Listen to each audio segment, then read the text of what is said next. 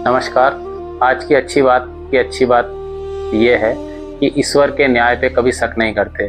एक छोटी सी कहानी से मैं आपको समझाता हूँ कि एक बार एक गरीब आदमी अपनी बेटी का जन्मदिन का तोहफा खरीदने के लिए एक दुकान पे जाता है।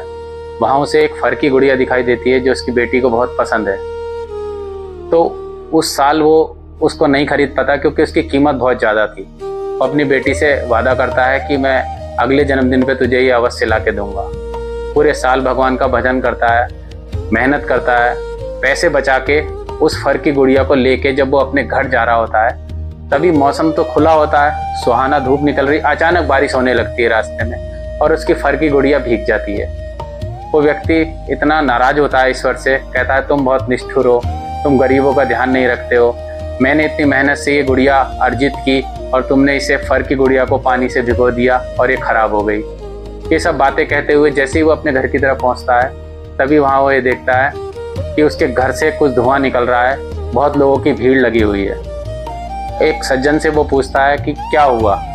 वो कहते हैं पता नहीं क्या तुम्हारे घर में ऐसा हुआ कि एकदम किसी चीज़ से तुम्हारे घर में आग लग गई और आग विकराल रूप लेने ही वाली थी कि इस खुले मौसम में भी अचानक बारिश हो गई और पता नहीं कैसे ये सब कुछ हुआ और तुम्हारा घर उस आग से बच गया, आग बुझ गई। उस व्यक्ति को इस बात को समझने में एक सेकंड भी नहीं लगा कि ईश्वर ने क्या न्याय किया।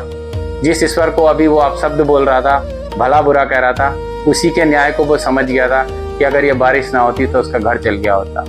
इसीलिए हम कहते हैं कि हम कभी कभी कुछ नकारात्मक चीज़ों की वजह से ईश्वर के न्याय पर भरोसा नहीं करते हैं। हम हमेशा अच्छे सकारात्मक बातों के लिए ही भगवान को पूजा करते हैं, जबकि हमें भगवान के हर कर्म पे विश्वास रखना चाहिए। नमस्कार।